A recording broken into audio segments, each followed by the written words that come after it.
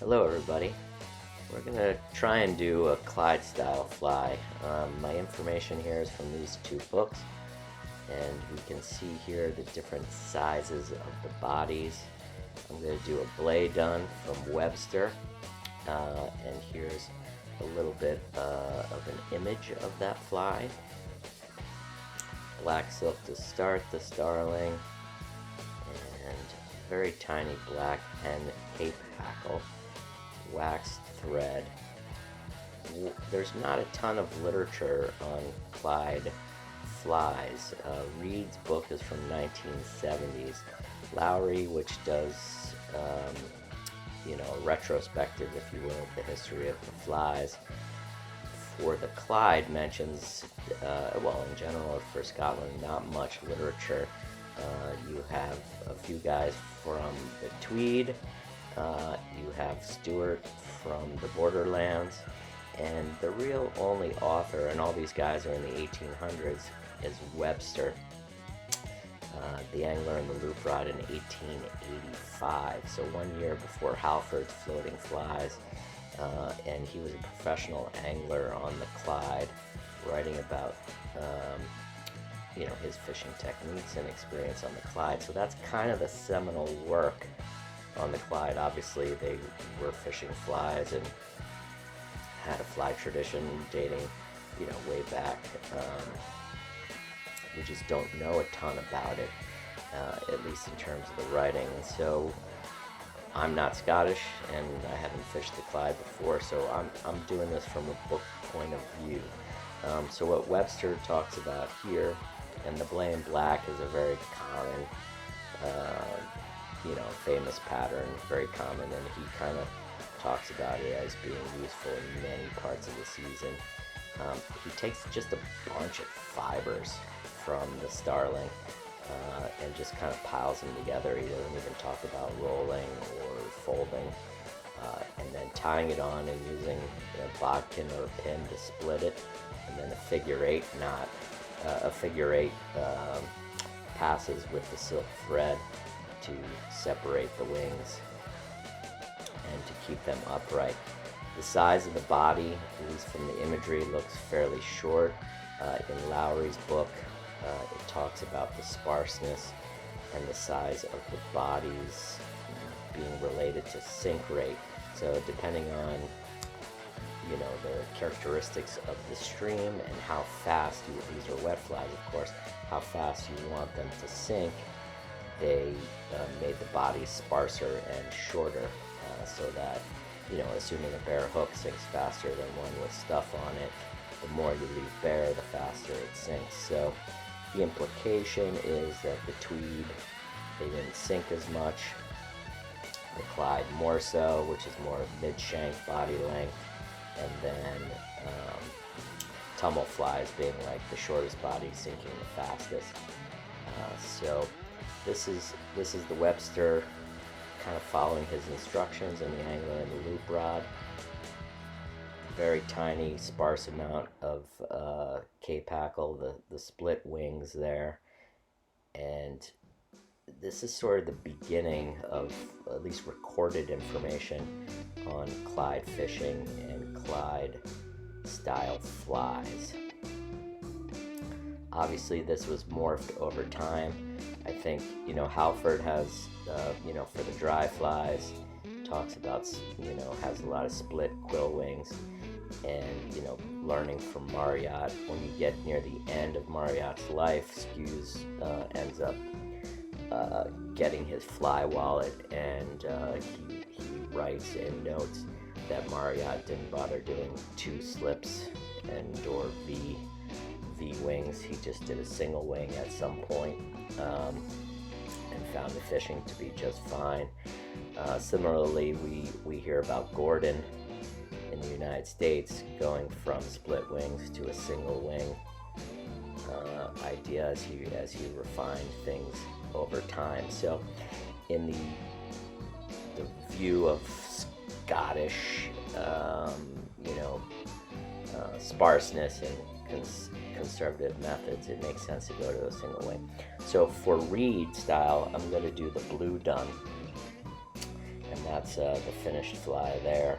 The blue dun, there hasn't been a lot done on it in terms of YouTube videos and online, and it seems to be a very useful pattern still to this day, so I decided to do that one to show the method that Reid employs. But obviously Green Loves Glory and a plain black, like we just did from Webster in its modern version, which I showed would be, you know, great flies for all over the world to use. This pattern, the blue dun, has pretty much everything in it but a rib. So you would just add the rib. The body is rabbit fur, gray silk starling for the wing, and a blue dun hen for the hackle. So again, well waxed silk here. This is gray silk. I use hen hackle fibers for the tail, so I'm just taking from a larger hen cape feather there, a few fibers for the tail. So he ties in the tail pretty early.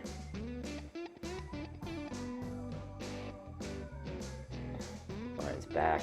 Again, the body length here is short, sparse. So, you know, right there about midpoint is kind of where I'm going to end it. The idea here being with the body length is just, again, really about sink rate. So, you know, where you prefer to stop, it's kind of up to you.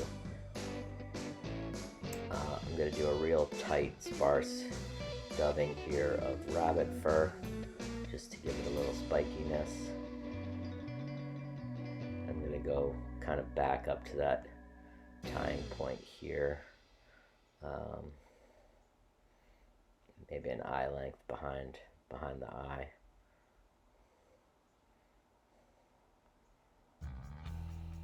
Again, like I said, I'm not Scottish, I'm not from the Clyde, so if anyone out there is and can comment on this, there's clearly an evolution from, you know, assuming Webster and his versions of the fly, he was a professional angler, is really the way it was done in the 1800s.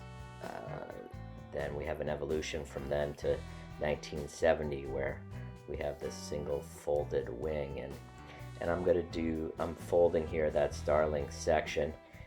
Davey McPhail has great videos where he's much neater about it and does a much better job, so you can watch those, but this is the idea. And for Reid, he tied it, you know, with the butt ends out over the eye.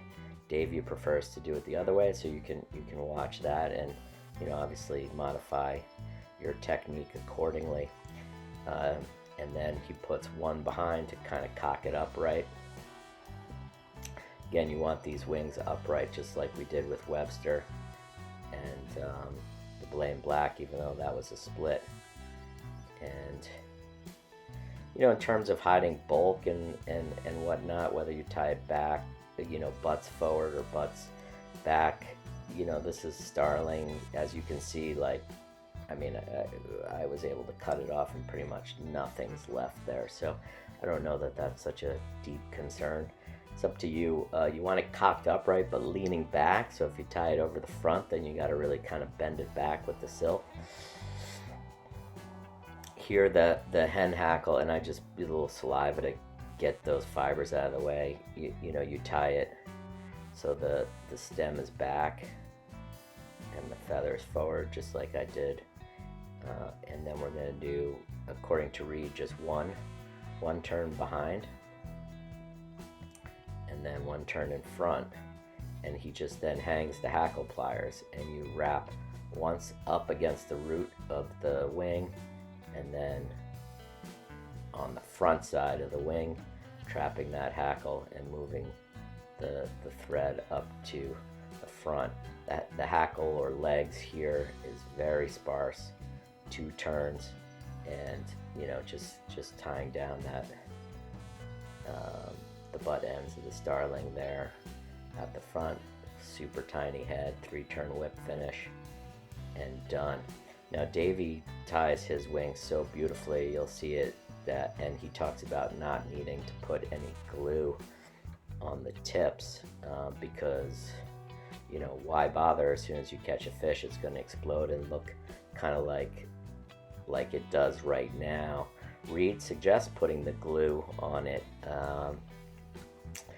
and I think even if the fly ends up looking like it does now, that's still good. It'll probably work to catch.